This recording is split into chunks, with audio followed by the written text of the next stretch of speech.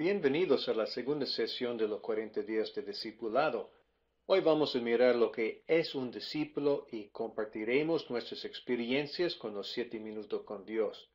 También vamos a orar por más trabajadores y a reflexionar acerca de las preguntas que forman el ADN del discipulado.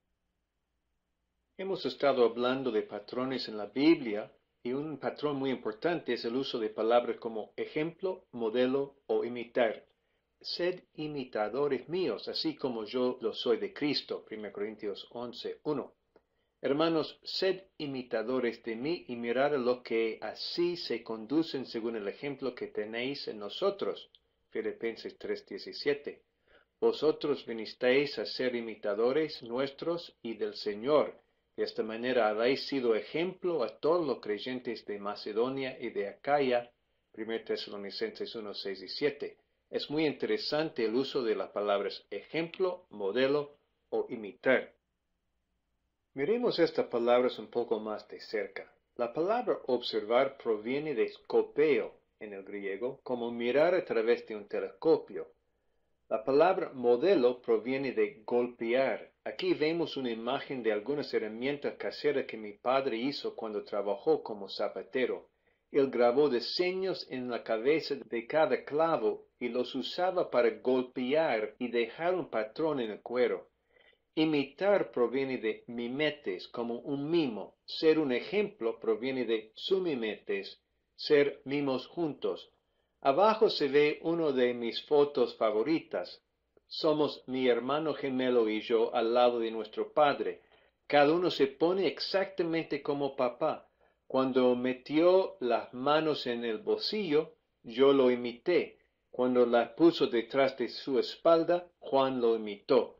Nadie nos dijo que lo hiciéramos, sino que el imitar al modelo fue una reacción natural nuestra. Lo mismo sucede en el discipulado. Nosotros imitamos a Cristo, pero lo hacemos a través de las personas que nos discipulan.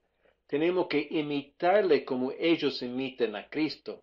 A través de este proceso, el patrón de Jesús es grabado en nuestras vidas. Quiero ilustrar esto a través de un modelo geométrico de 12 caras similar a una esfera llamado dodecaedro. Nos tomará unos minutos explicarlo, pero nos dará algunos términos para comprender mejor cómo Jesús hizo discípulos, cómo los discípulos respondieron y cómo se construyó todo alrededor del Evangelio. El primer paso es entender el núcleo de Jesús, la figura roja a la izquierda de la pantalla, alrededor de la cual se arma el dodecaedro. Este es el Evangelio, las buenas nuevas de Jesús que nunca cambia y no es negociable.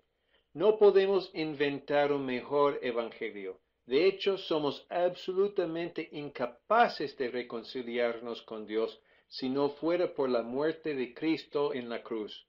Como personas pecadoras, solo tenemos una defensa ante un Dios santo. He aquí el Cordero de Dios que quita el pecado del mundo. Somos completamente dependientes de la obra salvadora de Dios en Cristo y recibimos libremente este regalo ofrecido. Todo el discipulado se construye alrededor de nuestro Señor Jesucristo. Y podemos imaginar que alrededor de esta columna roja se construyen dos mitades que representan al discipulador y al discípulo, el maestro y el alumno, el mentor y el aprendiz. ¿Qué hace el discipulador cuando mira el ejemplo de Jesús?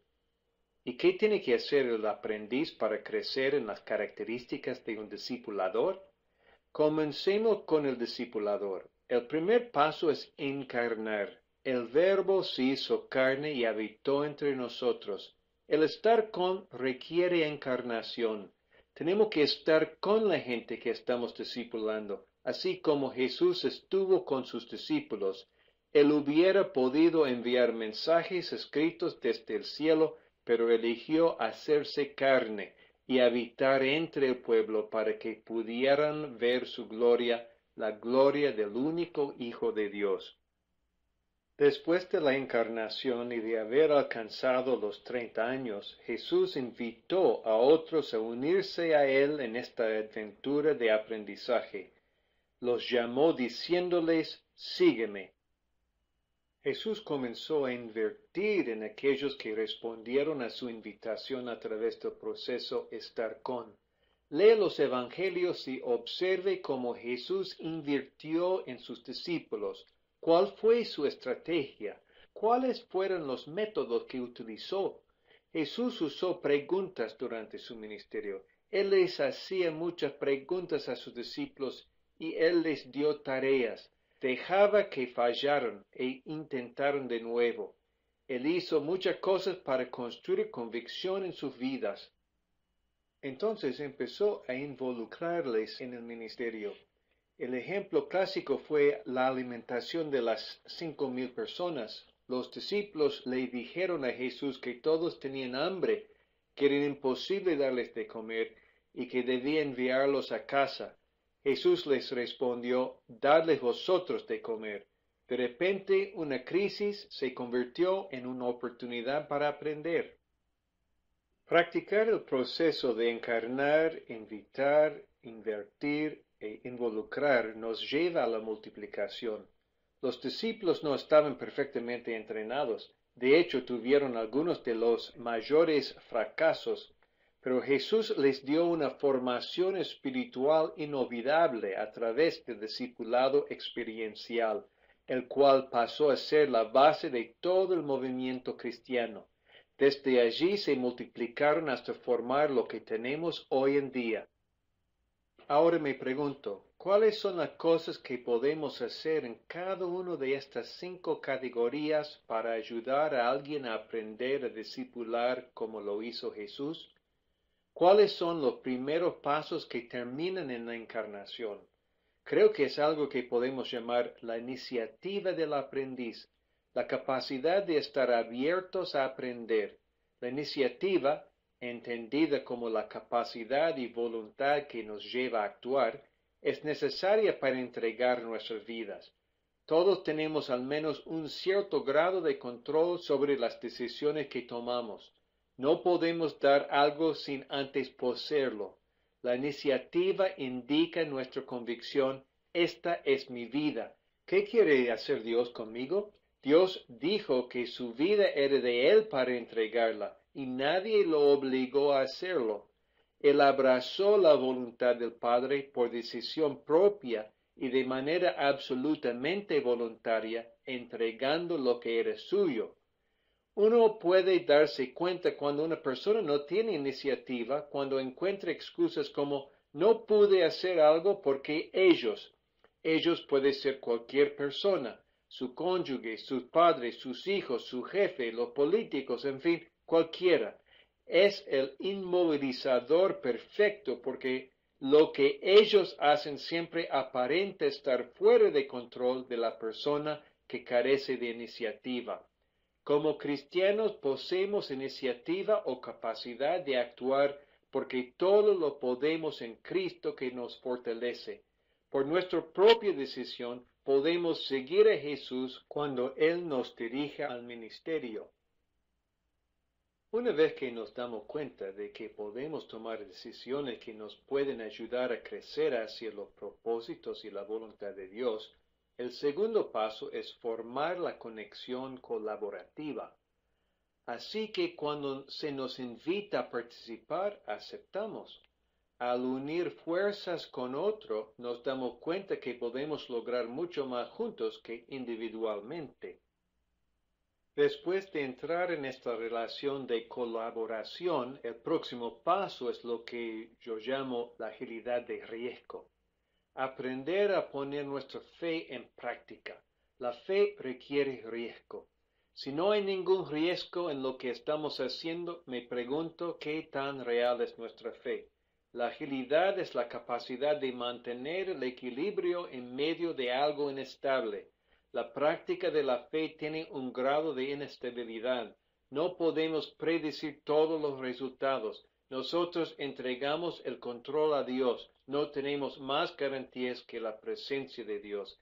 Llegamos a ser ágiles cuando nos unimos a la danza de lo que Dios está haciendo. Esta danza es realmente un aprendizaje por experiencia mientras Dios nos involucra en el ministerio. Aprendemos mediante la experiencia. No tenemos que aprender toda la enciclopedia de la A a la Z antes de que estemos preparados para asumir cualquier riesgo. Aprendemos sobre la marcha, lo que yo llamo justo a tiempo, en lugar de un aprendizaje por si acaso.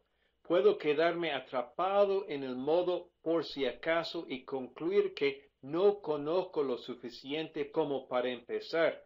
Entonces vuelvo a la preparación y el estudio, pero sigo con miedo de hacer.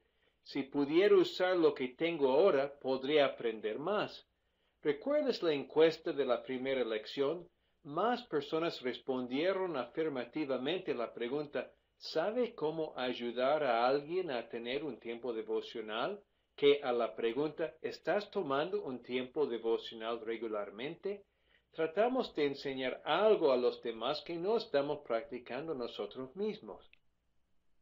Nuestra historia cambiará en la medida en que progresemos en nuestra iniciativa, nos conectemos con los demás, tomemos riesgos y practiquemos el aprendizaje por experiencia. Pasamos de ser el ministerio a hacer el ministerio. Hay una flecha que va desde la narrativa transformadora hasta la parte superior del dodecaedro. Queremos encarnarnos en el mundo para repetir el proceso como trabajador y no solo como aprendiz. Es por eso que nuestra historia es transformada. Tenemos un nuevo objetivo, movilizarnos como colaboradores en el reino. Me he preguntado qué hay en común entre la encarnación y la iniciativa del aprendiz. Yo diría que es el poder de uno. Comienza con uno. Todo lo puedo en Cristo que me fortalece. No podemos dar lo que no poseemos. El aprendizaje comienza con el salir de la certeza y la comodidad de lo aprendido para abrirnos a nuevas posibilidades. Tenemos el poder de decidir. Pasamos del poder de uno a la potencia de dos o tres. Esta potencia es la liberación a través de la interacción, de la invitación y el deseo de conectarse. Podemos hacer mucho más juntos que por separado. ¿Qué hay en común entre la inversión realizada por los discipuladores y la agilidad de riesgo de los discípulos? El precio que hay que pagar para hacer que funcione. Hay un precio a pagar cuando se invierte en otros y no en uno mismo. Hay un precio a pagar cuando se aprende porque tenemos que negarnos a nosotros mismos y tomar nuestra cruz para seguir a Jesús donde quiera que nos dirija. Ya no podemos tener la última palabra.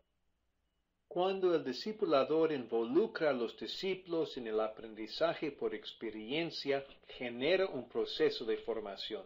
No es instantáneo, no es un curso, se trata de estar con ellos. La vida en conjunto no se puede masificar, por eso se hace con pocas personas a la vez.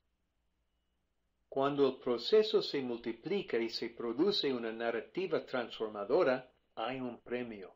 Hay nuevos obreros para la cosecha, justo lo que estamos pidiendo en oración. Y así vemos que los discípulos pasan de la iniciativa del aprendiz hacia la encarnación ejerciendo el poder del uno.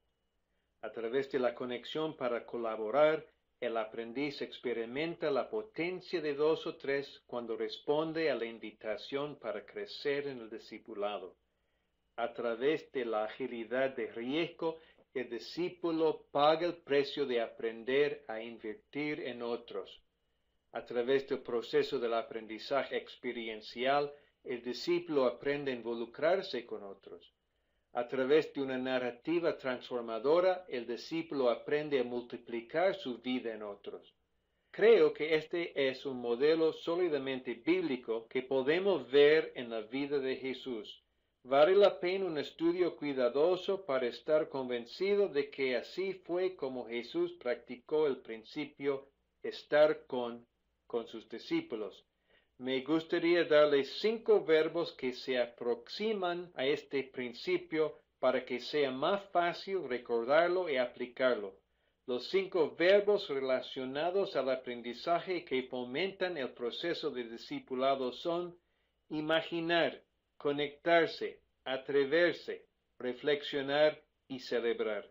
Vamos a construir los 40 días alrededor de estos verbos para producir una visión de largo plazo que nos permite aprender a aprender y que nos ayude a imitar las calidades que vemos en Jesús para ser discípulos.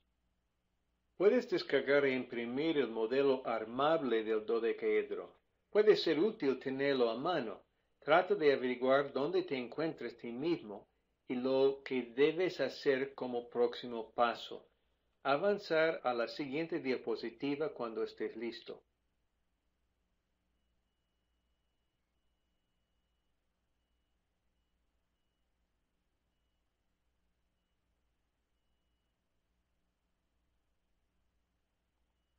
Para hablar de los verbos relacionados al aprendizaje más importantes para el discipulado, primero debemos considerar la descripción que hace Juan acerca de Jesús como verbo.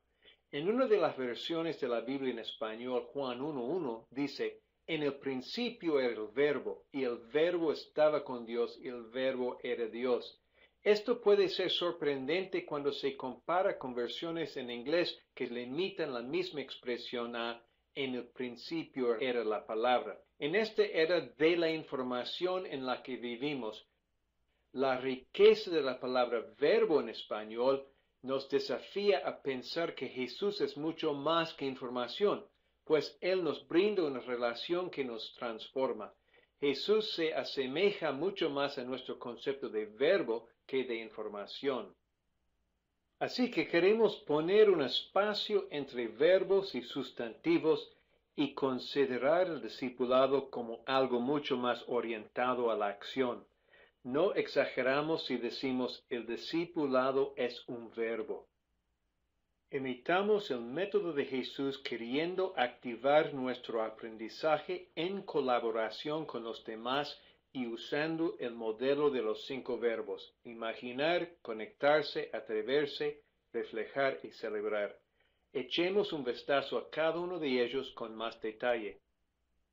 Imaginar es el primer trabajo que Dios le dio a Adán cuando le pidió ponerles nombres a los animales.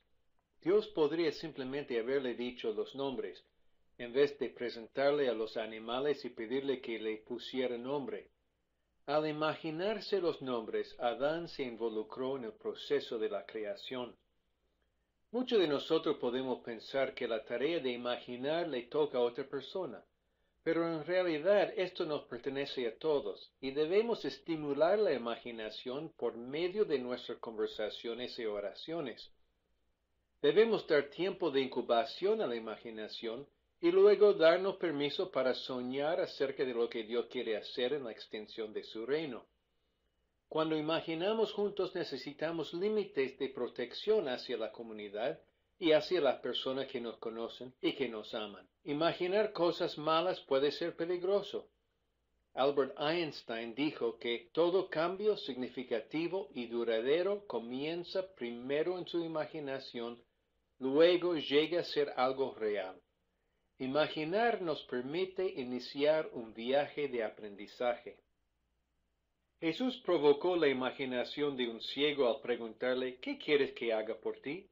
Seguramente Jesús sabía de su ceguera y de su capacidad para curarlo, pero quería ver si la imaginación del hombre podía llevarlo a ver una realidad alternativa, algo mejor por el hecho de estar con el Mesías. Este verbo imaginar también aparece en Efesios 3, 20 y 21. Pablo dice que Dios es poderoso para hacer todo mucho más abundantemente de lo que podemos pedir o imaginar. No podemos imaginar de una mayor manera que Dios, pero la imaginación nos puede hacer pensar en posibilidades acerca de las cuales podemos reflexionar a través de la oración, así como hizo el ciego cuando respondió, Rabí, quiero ver. ¿Qué ocurriría en el mundo si el pueblo de Dios comenzara a imaginar lo que Dios puede hacer en y a través de ellos? El siguiente verbo de aprendizaje es conectarse. La primera cosa que Dios dijo que no era bueno en la creación fue cuando le dijo a Adán que no era bueno que estuviera solo. Estoy seguro de que Adán estuvo encantado de ver a Eva, y desde entonces hemos estado anhelando por conexiones genuinas con los demás. Hay tantas cosas que pasan por la conexión. Dos son mejores que uno porque si uno está solo y se cae, no hay otro que lo levante, como dice el libro de Eclesiastés. Tal vez la más importante es la presencia especial de Dios cuando dos o tres se reúnen en su nombre. Él ya está presente, pero algo pasa a través de esta conexión. La conexión es algo recíproco, catalítico y sobrenatural que nos ayuda a amar y servir mejor a Dios y a los demás. Me gusta esta cita. Nadie sabe tanto como todo lo que sabemos juntos. Vivimos en una época en la que como nunca antes podemos disfrutar de una conexión global e intercambiar ideas, recursos y ánimo. Sin embargo, una gran cantidad de conexiones son superficiales o carecen de sentido. Tenemos que aprender a conectarnos genuinamente con los demás. ¿Qué significa el verbo atreverse para ti? En algunos círculos, el riesgo es algo que hay que evitar o controlar. Pero creo que el reino de Dios funciona con el riesgo. Estas imágenes muestran algunas cosas que ilustran los riesgos. Probar un alimento nuevo por primera vez o hacer algo nuevo, sobre todo si se requiere el apoyo de los demás. Tengo la camilla ahí porque me hace pensar en la sanidad del paralítico cuando 4 amigos lo llevaron a Jesús y como no podían entrar, desarmaron el techo y lo bajaron a la presencia de Jesús. Yo no estoy acostumbrado a vivir este tipo de riesgos en los que no tenemos ni idea cuáles serán los resultados hasta que probamos. Creo que el riesgo es como un músculo que se hace más fuerte solamente por medio del uso. Los últimos 2 verbos son reflexionar y celebrar. Tal vez estamos más acostumbrados a pensar en estos 2 verbos como parte del discipulado, pero ciertamente son activados por la práctica de los otros verbos. Sin imaginar, conectarse y atreverse, reflexionar y celebrar puede llegar a ser bastante teóricos. Hablamos acerca de la vida en vez de vivirla. Cuando estamos involucrados activamente en los 3 primeros verbos, necesitamos realinearnos constantemente reflexionando en las Escrituras y celebrando lo que Dios está haciendo. Lo que hemos visto hasta ahora, observamos patrones del discipulado en el Nuevo Testamento sobre los cuales se construye un modelo. Cuando pensamos en Jesús como verbo, reconocemos su poder transformador. Elegimos los 5 verbos que mejor estimulan el proceso. Los discipuladores pueden aprender a modelar, enseñar y entrenar a otros en la práctica de estos verbos. Aquí hay algunas ideas para compartir. ¿Cuáles son los peligros de imaginar? ¿Cómo nos ayuda la comunidad de fe a reducir la posibilidad de errar o equivocarnos? ¿Qué hace tu iglesia para conectarse con la gente? ¿Qué podemos hacer para capacitar a nuestros discípulos a conectarse mejor con su entorno? ¿Cómo anima tu iglesia a los miembros a atreverse en el nombre de Cristo? ¿Cuáles precauciones debemos tomar? Reflexionar y celebrar son quizás los dominios más habituales de la vida eclesial. ¿Qué diferencia haría la práctica de los 5 verbos juntos? Decidir qué pasaje bíblico van a leer esta semana.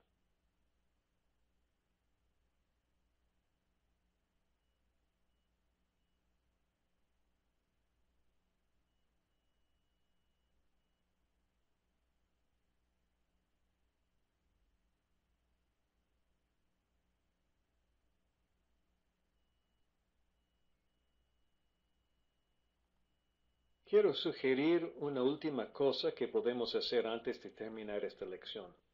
Me gustaría invitarles a inscribirse a nuestro informe del discipulado.net. Esto facilita la conexión con otras personas interesadas en hacer discípulos en todo el mundo. También nos permite compartir nuevos recursos para ser discípulos y a ti te permite expresar tu deseo de ser parte de la fuerza laboral de Dios para ser discípulos. Nuestro desafío es movilizar 1 millón de obreros y lo explicaremos en las próximas semanas.